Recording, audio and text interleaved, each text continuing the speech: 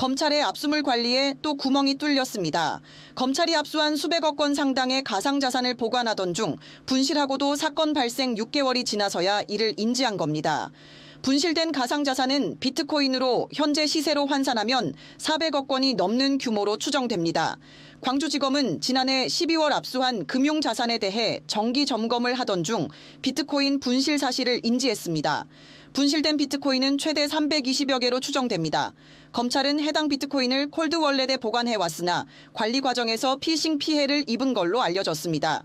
지난해 8월 발생한 관봉권 띠지 분실 사건에 이어 이번엔 가상자산까지 행방을 알 수 없게 됐습니다.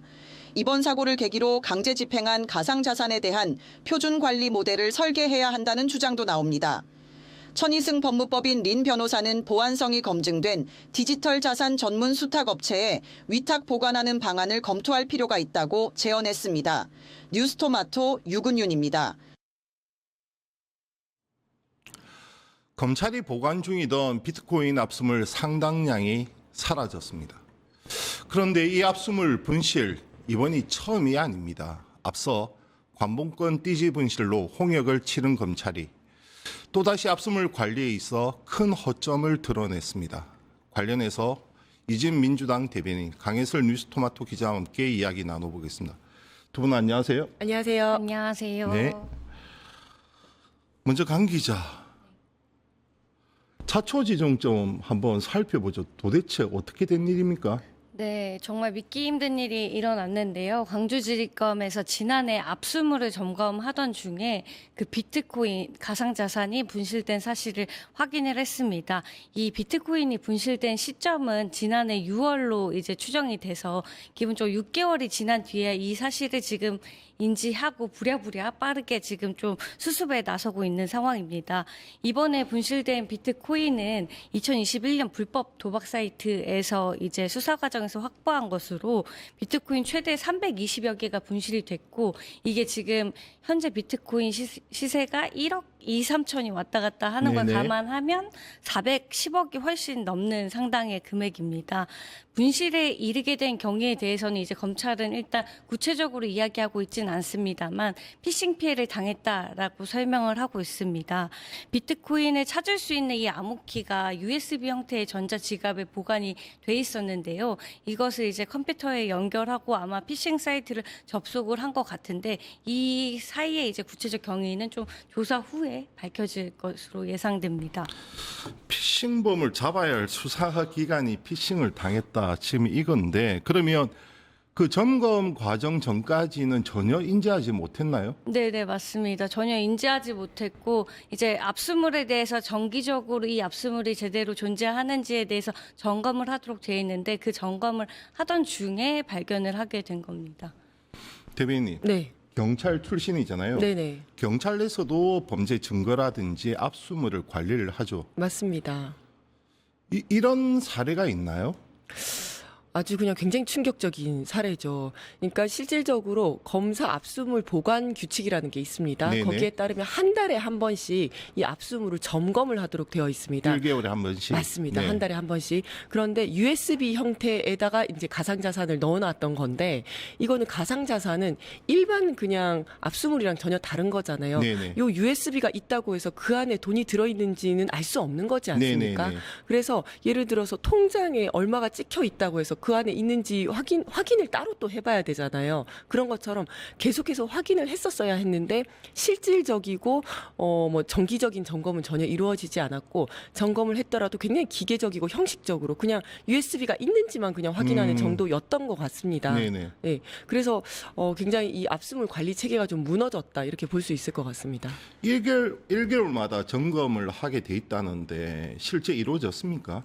근데 실제로 그게 1개월마다 점검을 하는 것이 가상자산에도 적용되는지 여부에 대해서는 제가 사실 확인이 좀 법률과도 정확하지 않더라고요. 왜냐하면 이게 그 압수물 규칙에 따르면 가상자산이라고 명확하게 이제 규정되어 있는 규정은 없습니다. 그래서 말씀하신 그 위원장님께서 말씀하신 규칙이 준용되는 형태로 해석이 되는데 이걸 어떻게 적용해서 해석해서 뭐 하는지에 대해서는 좀 법률가마다 시선이 갈리고 그다음에 검찰에서는 명확하게 설명하지 않아서 이 부분도 좀 더 확인이 필요할 것 같습니다. 그러면 형식적으로 USB의 존재 여부만 파악하고 넘어갔을 수가 있겠네요. 그랬을 가능성이 높은 것으로 보이고 최근에 이 내용을 보니까 그 몰수 확정 판결이 되었더라고요. 네네네. 그래서 몰수를 하려고 그제서야 들어가 봤더니 6개월 전에 털린 것을 이제야 안 거 아닌가 저는 이렇게 추측이 됩니다.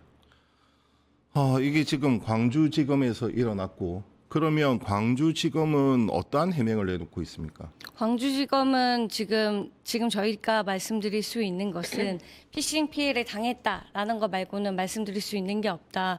그리고 수습을 위해서 그러니까 분실된 비트코인을 회수하기 위해서 수사를 진행 중이니까 좀 기다려 달라 이런 취지의 이야기만 하고 있습니다.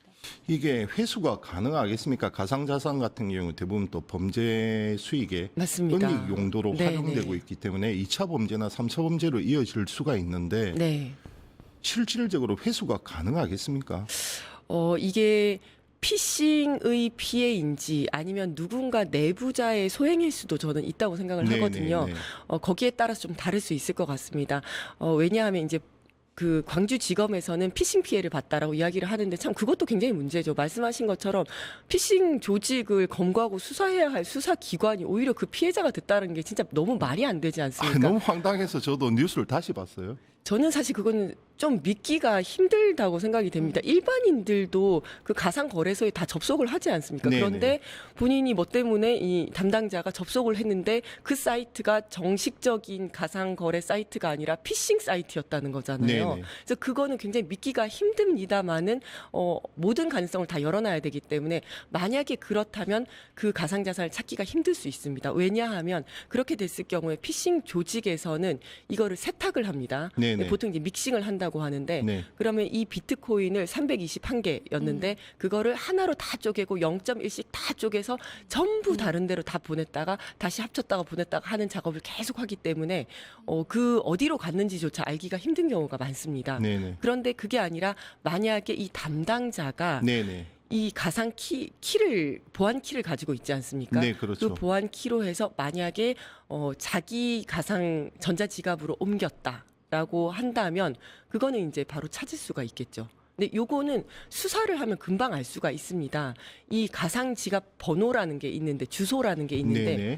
이 주소만 알면 모든 사람들은 이 거래 내용을 다 알 수가 있습니다. 그래서 그 주소를 딱 넣으면 이게 정말 하나하나씩 다 쪼개져 가지고 여기저기로 다 흩어졌는지 네네. 아니면 누구한테 하나만 딱 갔는지 그걸 바로 알 수가 있습니다. 검찰도 이러한 모든 가능성을 지금 열어놓고 수사 중인 겁니까? 기본적으로 그 말씀하신 대로 뭐 내부 연루 소행에 대해서도 뭐 수사를 하겠다라고 이야기를 한 적은 없지만 열어두고 조사를 진행 중인 것으로 알고 있습니다. 아니 피싱 사이트는 왜 접속을 한 겁니까? 그러니까 그 부분도 이제 조사를 통해서 밝혀져야 되는 건데 아마도 그 실수로 이제 만약 접속을 했다면 말씀하신 대로 가상자산이 있는지에 대해서 점검을 하던 중에 피싱 사이트에 접속한 것으로 추정되는데 이거 역시도 이제 약간 추정과 예상의 부분이라서 명확하게 지금은 말하기 어렵습니다. 그러니까 피싱 사이트에 접속했다라는 것은 아마 가상 거래소에 접속을 했는데 그게 알고 봤더니 진짜 공식 사이트가 아니라 피싱 그럴 수도 사이트더라. 있죠. 이렇게 네. 아마 주장을 하는 것으로 보이는데 그 네. 주장 자체가 믿기가 좀 어렵다는 겁니다. 아니 그런데 왜 그 가상자산 거래소에 접속을 하느냐 말이죠. 압수물인데. 그렇죠. 근데 이제 그 안에 제대로 그 가상 자산이 있는지 확인을 하고 또는 뭐 다른 이유에서 그것도 저는 잘 모르겠는데 그래서 여러 가지로 의심 가는 점이 굉장히 많습니다. 대변님 이러면 검찰 믿을 수 있겠습니까? 이 말밖에 안 나오잖아요.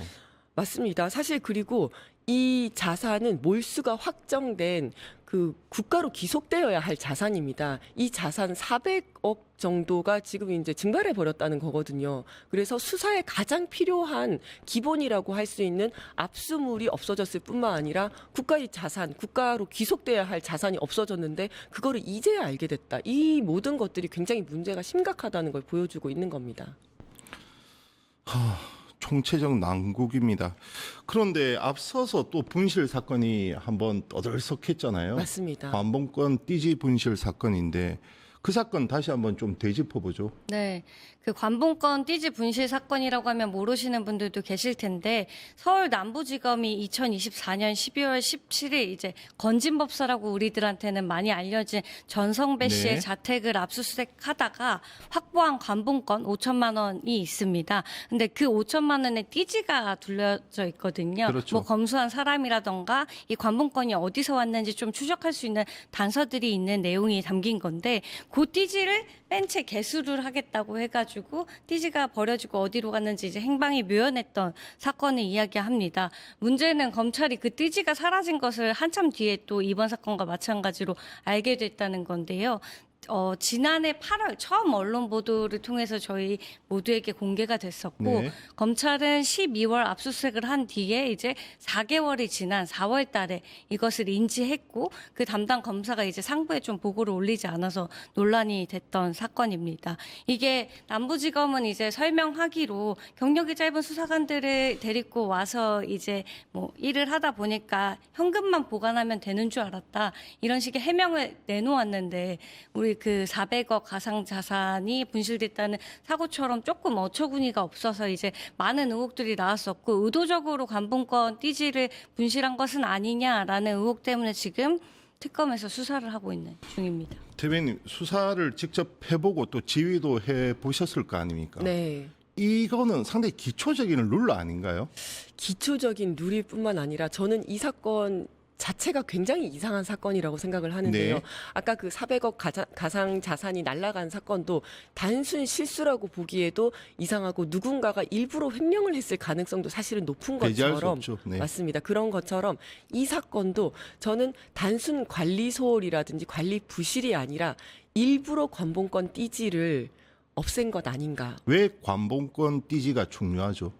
관봉권 띠지가 중요한 이유는 이 관봉권은 아무나 주지를 않습니다. 네. 한국은행에서 줄 때는 주로 이제 청와대로 많이 가는 거고요. 아니면 특활비, 네, 뭐 네. 검찰 국정원이나 특활비, 아니면 검찰이나. 청와대 네. 특활비로 많이 가는데 요게 이제 이 사건이 아까 설명해 주신 것처럼 2018년도에 건진이 공천원금 받은 걸로 수사가 들어간 겁니다. 네, 네. 근데 이 관봉권 띠지는 2022년 5월 13일에 나온 관봉권입니다. 네, 네, 네. 그러니까 윤석열이 대통령이 된 지 3일 만에 나온 관봉권이에요. 네. 그런데 2018년 사건을 수사하러 갔으면 그 앞뒤로 받은 돈을 압수를 해야 되는데 전혀 상관없는 2022년 윤석열 대통령 때의 관봉권을 가지고 와버린 겁니다. 네, 네. 그래서 이거는 그러면 관련 없는 걸 압수한 거 아니냐라고 이제 국회 법사위 질의에서 김용민 의원이 물었더니 사건과는 관계가 없지만 나중에 몰수 추징을 할 경우에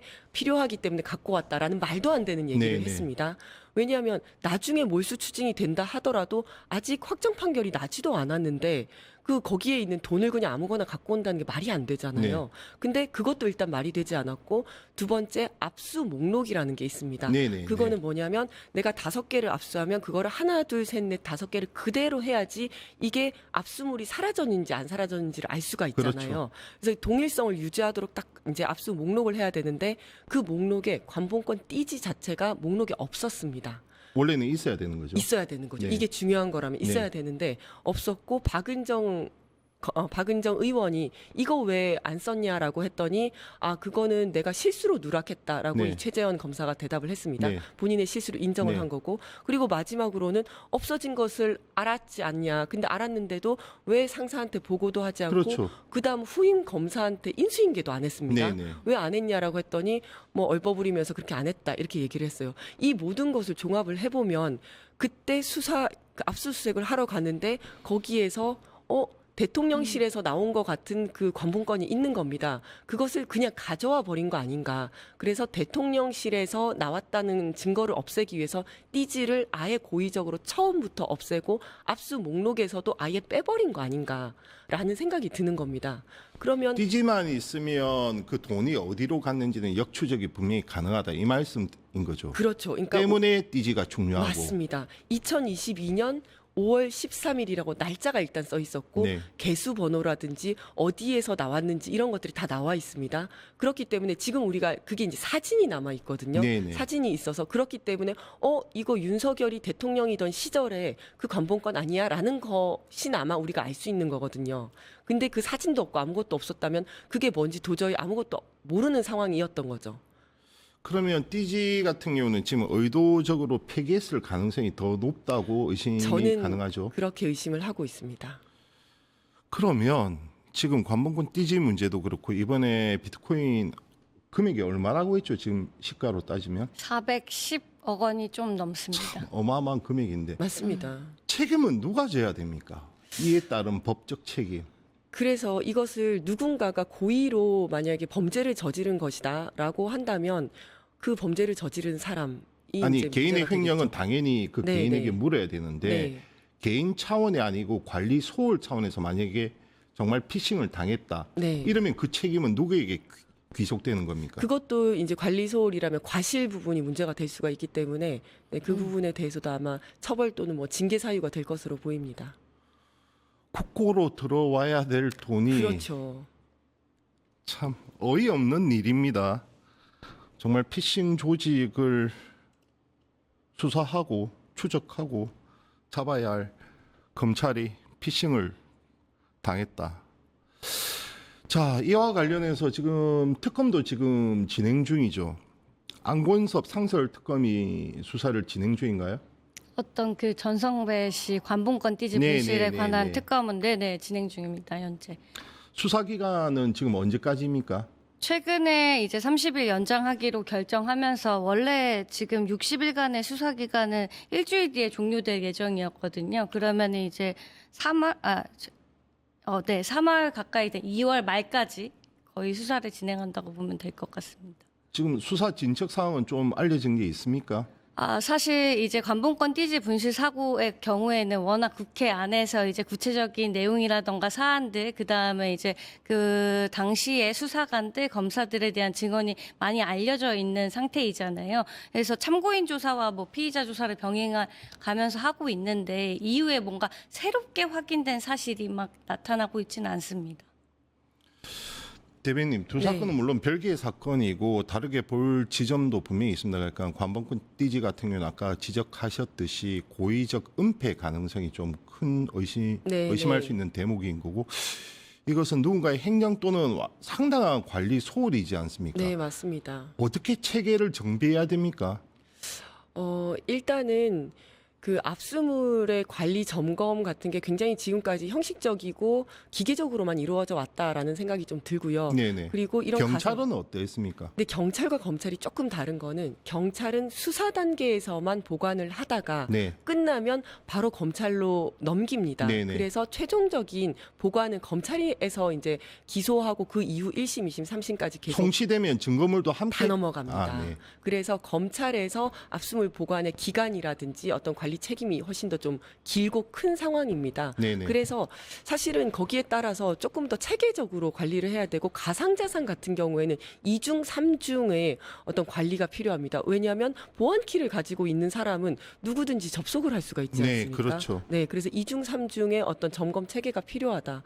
이런 말씀 드리겠습니다. 참 어이없는 일이 발생했습니다. 검찰. 이럼에도 검찰이 잘한다고 계속해서 얘기를 할 수 있을지 스스로 되묻지 않을 수가 없습니다. 지금까지 이지은 민주당 대변인 강혜슬 뉴스토마토 기자와 함께 이야기 나눴습니다. 두 분 감사합니다. 감사합니다. 유튜브 구독하고 실시간 채팅과 댓글을 남기시면 매일매일 실천 TTCO를 드립니다. 참여 방법은 통통물 어플을 다운로드하고 회원가입과 로그인을 해주세요. 마이페이지에서 나의 회원 고유 번호를 복사해주세요. 유튜브 구독 후 실시간 채팅이나 댓글창에 고유 번호를 한 번만 입력하면 준비 끝! 지금 유튜브 채팅과 댓글 쓰기 참여하고 실천 TTCO 받아가세요.